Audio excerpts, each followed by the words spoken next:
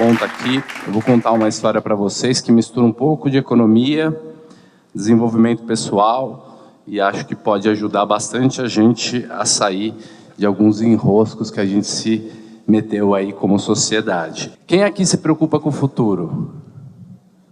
Todo mundo, legal. Eu também. Quem aqui acha que a economia mundial vai bem? Ninguém. A verdade é que a gente está na beira de um colapso econômico, né? Essa é a curva do endividamento norte-americano, essa de baixo aí que vocês estão vendo. Olha lá os governos. O Reagan fez dívida, o Bush pai fez dívida, depois o Clinton também fez, mas daí para frente o nosso endividamento só aumenta. A nossa base monetária quadruplicou nos últimos 10 anos. Mais ou menos 66% por aí da riqueza global é dívida. Então a gente é muito rico, mas a maior parte do nosso dinheiro é dívida. Como é que a gente consegue pagar esse endividamento todo para o mundo não entrar num grande colapso econômico e a gente progredir e deixar alguma coisa de valor para os nossos filhos e netos? O que a gente precisa fazer? A única maneira de mudar a economia, conseguir crescer e pagar a dívida, isso tanto na sua vida pessoal quanto num estado, é produzindo mais, é aumentando a produtividade. Essa é a solução. Mas como é que a gente consegue aumentar a nossa própria produtividade? Como é que cada um consegue produzir mais para no final a gente produzir mais como sociedade, ganhar mais dinheiro e pagar esse raio dessa dívida toda? Eu venho pensando nisso e pensando em como ter performance, melhorar de vida desde os 20 anos, né? Esse aqui sou eu aos 21 anos, juro por Deus. De lá para cá eu precisei me reinventar e pensei um conjunto de ideias e filosofias. No começo eu mesmo, como é que eu consigo ser mais interessante, como é que eu consigo melhorar a minha vida, mas nos últimos 20 anos várias pessoas entraram comigo nesse caminho, por isso que eu vou falar sempre nós.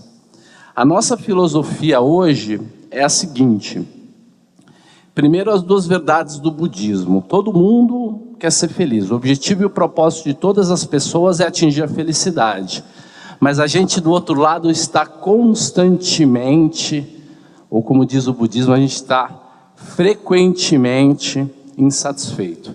Quer dizer, um ruído na cabeça, uma ruga no olho, alguém te tratou mal, uma dor no pé te deixa insatisfeito e não te deixa ser pleno, ser feliz, se sentir rico e se sentir com bem-estar.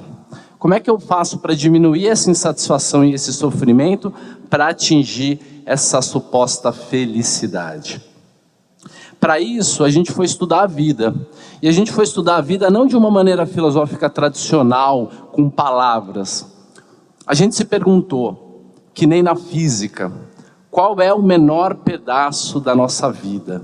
A física pergunta qual é o menor pedaço da matéria. Qual é o átomo, né? Qual é a partícula subatômica da vida? E a gente chegou à conclusão que o menor pedaço da nossa vida são os eventos, os acontecimentos, as coisas que acontecem na nossa vida. E eventos são compostos de outros eventos menores ainda. Por exemplo, se eu for tomar um café com um amigo meu, primeiro ele chega no meu escritório, depois eu vou com ele lá no shopping, aí eu peço um café, a gente conversa, eu tomo um gole de café. Tudo isso é um evento só, tomar o café com meu amigo. Mas cada uma dessas partes também são eventos. Só de eu tomar um gole de café, vários processos e eventos vão acontecendo. Então eventos grandes são compostos de eventos menores. Fomos estudar então o tal dos eventos, que são a menor parte da nossa vida, e descobrimos que a gente tem basicamente dois tipos de eventos. Aqueles eventos que eu não controlo. Vai chover? Eu não controlo a chuva. Eu posso reagir à chuva, mas eu não tenho controle sobre ela. Mas existe uma parte muito grande de eventos que acontecem na nossa vida que eu tenho controle, que eu consigo de alguma maneira interferir e mudar aquele evento, aquela trajetória. E essa é a única parte da nossa vida que a gente realmente consegue mudar. Se a sua vida for um quadro em branco, e ela é, e esse é o ponto atual da sua vida, existem infinitas possibilidades e trajetórias futuras. Algumas de enorme sucesso e outras muito, muito trágicas. Como é que a gente faz então para interferir nesses eventos e mudar a trajetória da minha vida para que eu tenha mais chance de ter sucesso do que ter eventos trágicos? Eu preciso fazer escolhas, eu preciso tomar decisões, eu preciso interferir da maneira certa nos eventos que eu tenho algum nível de controle. E aí para isso a gente foi estudar o quê? As escolhas, as decisões. E aí a gente descobriu que o ser humano toma basicamente dois tipos de escolha. A gente toma decisões basicamente de duas maneiras diferentes. A rápida e a devagar. A rápida é a automática, é aquela abstrata, é aquela feita pelo subconsciente. Você faz sem racionalizar, sem pensar. 80% do que a gente faz é totalmente automático. Eu não penso, são os hábitos, é aquilo que eu estou acostumado a fazer. É chamar o Uber, tomar um gole d'água, amarrar o tênis, andar. 80%, às vezes mais do que a gente faz, é totalmente automático. Uma parte menor são as escolhas analíticas, aquelas que passam pela parte consciente do cérebro que fica aqui na frente. A gente pensa sobre aquilo, racionaliza e toma uma decisão.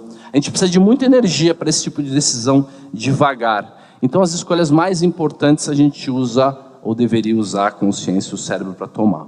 Então o ser humano toma decisões basicamente de duas maneiras, né? São as maneiras analíticas devagar e aquelas que a gente está habituado. Então como é que eu faço para tomar as melhores decisões analíticas, ter os melhores hábitos, para que a trajetória da minha vida possa ser uma trajetória positiva? O que eu tenho que ter para tomar as melhores decisões e ter os melhores hábitos? Eu preciso ter recursos, eu preciso ser rico, mas não é rico só de dinheiro, é rico de recursos. E o que é recurso? Porque o cara que é rico só de dinheiro, ele é um pobretão.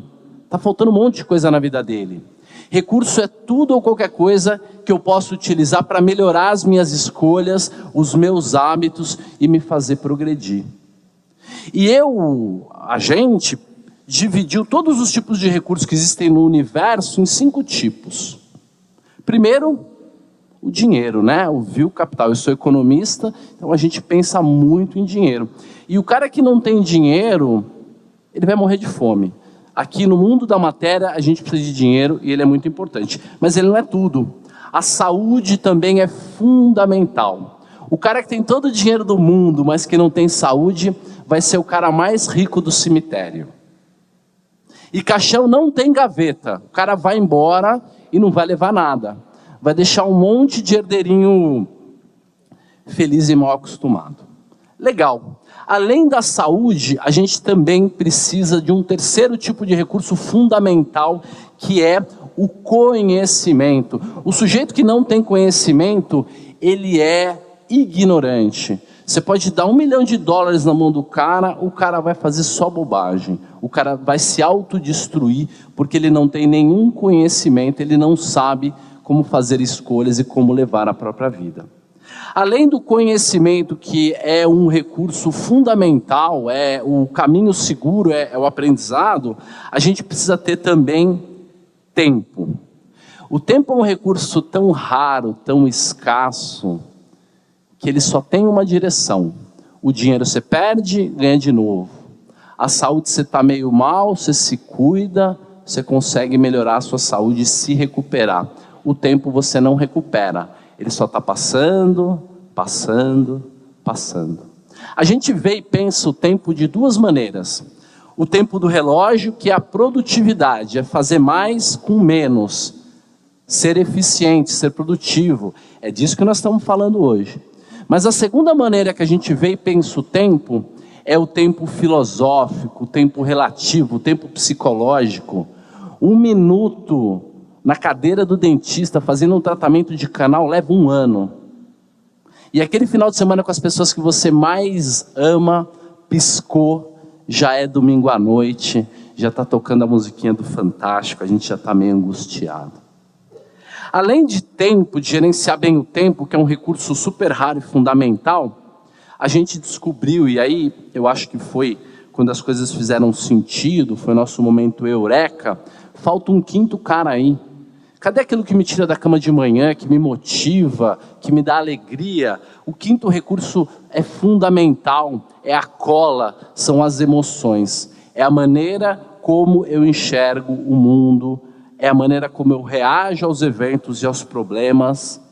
Vamos imaginar, sexta-feira à noite, você chegou na sua casa, chutou o sapato para o lado, nem acendeu a luz, abriu a geladeira, pegou um vinho, ficou lá com a sua taça de vinho, sentou na sua poltrona favorita e ficou ali numa boa. Isso é plenitude ou isso é solidão? Depende, claro. Depende de como você está enxergando o mundo, depende da sua situação emocional, da lupa com a qual você enxerga o mundo. Então a gente precisa ter todos esses recursos e eles são muito importantes, a gente tem que ter em abundância. Como eu consegui fechar esse modelo, e eu trabalho com modelagem, a gente criou um algoritmo. Olha que pretensão. A gente criou uma fórmula que ajuda as pessoas a medir o seu desempenho, a sua riqueza pessoal, o seu nível de plenitude e de satisfação. Esse algoritmo nada mais é do que a multiplicação de cada um desses 5 recursos. Riqueza pessoal para a gente é uma nota de 0 a 10 para o dinheiro, uma nota de 0 a 10 para a saúde, uma nota de 0 a 10 para o conhecimento e assim por diante. Então, eu pego cada uma dessas notas pessoais, uma nota para cada área da minha vida e multiplico cada uma delas. A multiplicação disso é a sua situação atual de bem-estar, percepção de sucesso e também o quanto as outras pessoas vão se interessar por você. Vocês já viram aquele cara que é rico, aquela pessoa que é rica, mas ela não está dizendo quanto dinheiro ela tem, mas você sabe que ela tem alguma coisa especial, incrível, uma pessoa que brilha? Essa, para a gente, é a pessoa que está se aproximando da perfeição, dos 100 mil pontos. Então, se você conseguisse ter uma nota 10 em cada um dos 5 recursos, 10 elevado à quinta, 100 mil pontos. Buda, perfeição, é 100 mil pontos. Mas a gente não é nem perto disso. Mas o mais importante é a gente perceber qual é a maneira certa de gerenciar os recursos da nossa vida. Por exemplo, quem só pensa numa coisa, por exemplo, só pensa em dinheiro. Vamos pegar uma pessoa e colocar os 5 recursos dela totalmente concentrados. Olha lá, é uma pessoa que tem 10 de dinheiro, está sentada em cima de uma montanha de dinheiro. É uma pessoa que tem 10 de saúde, tem a barriga tanquinho. É uma pessoa que está esbanjando saúde e energia, só que como ela só tem 25 pontos, só sobrou 3 pontos para o conhecimento. Meio burrona, meio ignorante. E ela tem 1 ponto de tempo, quer dizer, totalmente desorganizada, não tem tempo para nada, ou trabalha demais, ou acorda tarde, não consegue se organizar. Ela está 1 de tempo, ela tem uma nota péssima de tempo, a riqueza de tempo dela é muito ruim, e ela está próximo a um colapso emocional, porque a nota de emoção dela também é 1. Qualquer nota que abaixa de 1, ela começa a atrapalhar o resto, porque a multiplicação começa a ser uma nota menor, né? Então, essa pessoa está nessa situação. A percepção de bem-estar, de riqueza, de sucesso, de alegria dessa pessoa é 300 pontos. 10 vezes 10, 100, vezes 3, 300, vezes 1, 300, vezes 1, 300. Esse cara tem todo o dinheiro do mundo, mas a percepção de satisfação, de plenitude dele é 300. Vamos pegar os mesmos 25 pontos e vamos dividir de uma maneira equilibrada. Vamos ver se o tal do equilíbrio é importante mesmo e funciona. Olha, os mesmos 25 pontos, eu dei uma nota 5 para cada um dos recursos, 5 elevado à quinta, 3.125 pontos. O cara tem uma percepção, tem uma noção de bem-estar, de de sucesso, o respeito que os outros dão a ele é 10 vezes maior do que a pessoa que está sentada em cima de um monte de dinheiro, mas está perto de um colapso emocional. Olha a diferença que o equilíbrio causa na nossa vida.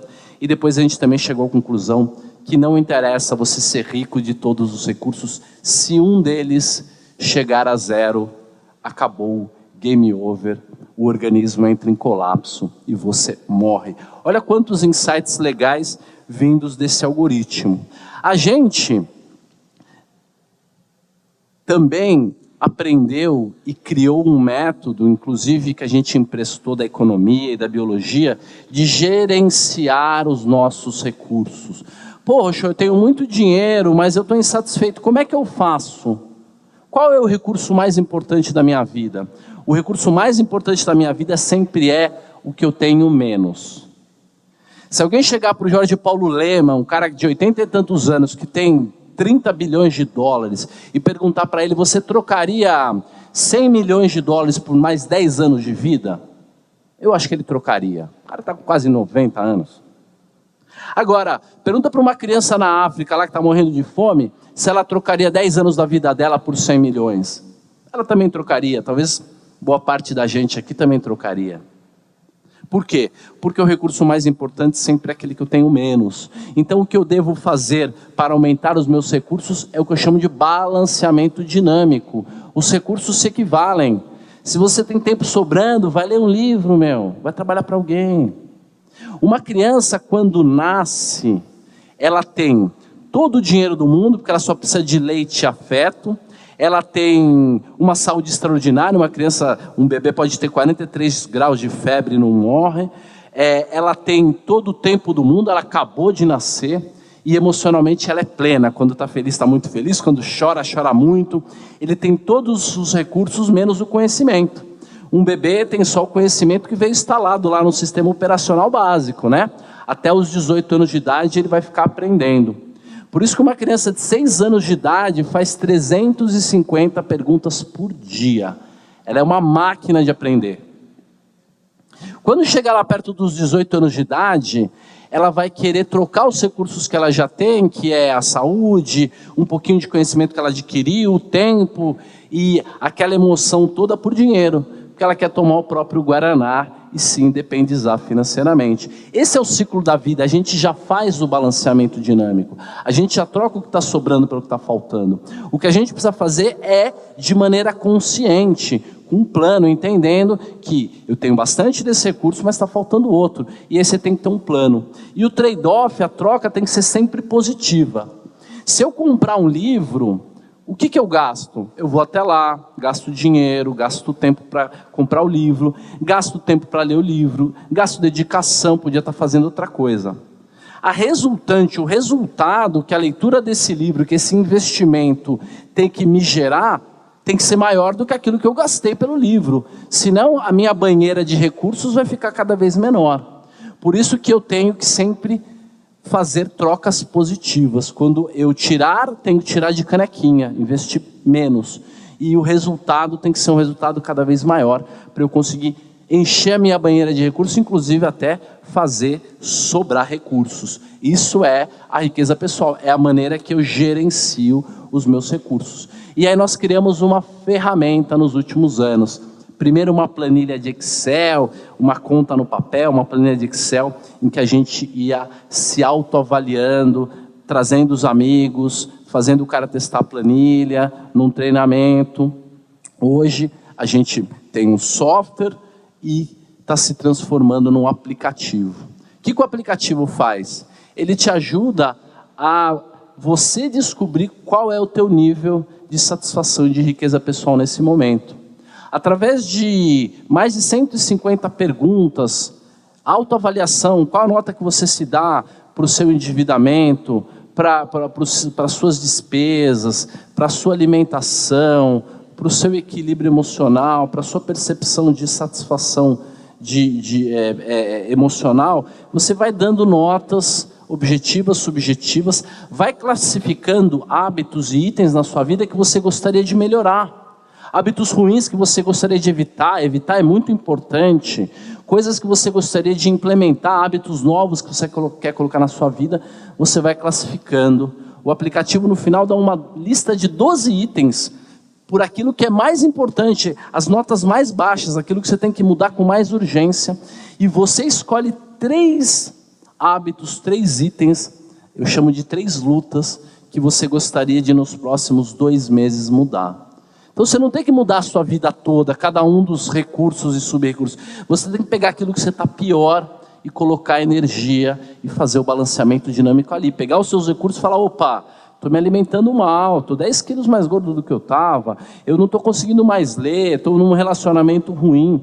Então, esses 3 itens, o seu alarme vai tocar todos os dias para você lembrar de fazer aquela mudança. Colocar consciência, colocar a parte do cérebro que faz a decisão lenta para que você mude aquele hábito. Depois que você começa a mudar um hábito, 60 dias depois, o hábito já está consolidado. Aquele problema na sua vida, aquele buraco que você tinha, que estava vazando os seus recursos, está resolvido.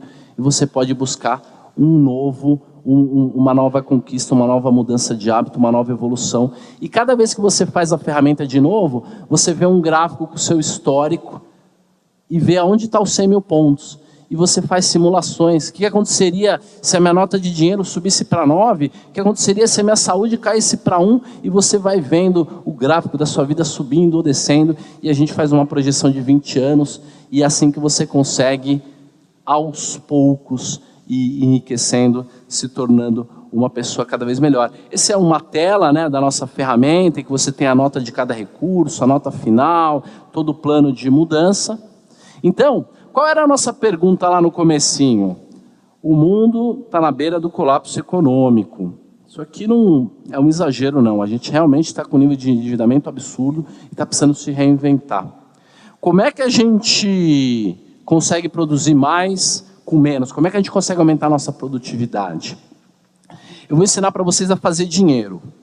Se eu crio um produto, monto um produto, faço um produto que custe R$1 para mim, o meu custo seja R$1, e eu vendo esse produto para alguém por R$2, eu ganhei eu fiz R$1 de dinheiro. Mas, se a pessoa que comprou o produto gostou tanto dele, que a percepção de valor dela é 10, para mim vale 10, com R$1 eu fiz 10. Então, se cada um fizer produtos melhores, mais caprichados, pela sua própria riqueza, pelo seu nível de satisfação, a gente vai conseguir criar valor na sociedade sem precisar continuar tomando dinheiro emprestado, pagar essa dívida e continuar evoluindo. Então a resposta para a nossa pergunta é essa daqui, ó. Como é que eu produzo mais? Como é que eu consigo transformar o balanceamento dinâmico em performance e isso em dinheiro para poder pagar a dívida da sociedade? E todos nós individualmente conseguimos evoluir. A gente tem que usar o balanceamento dinâmico para fazer mais com menos e aí conseguir gerar valor para a sociedade como um todo e também para a gente mesmo conseguir evoluir, enriquecer individualmente, conseguir atingir a plenitude. Gente, muito obrigado a todos.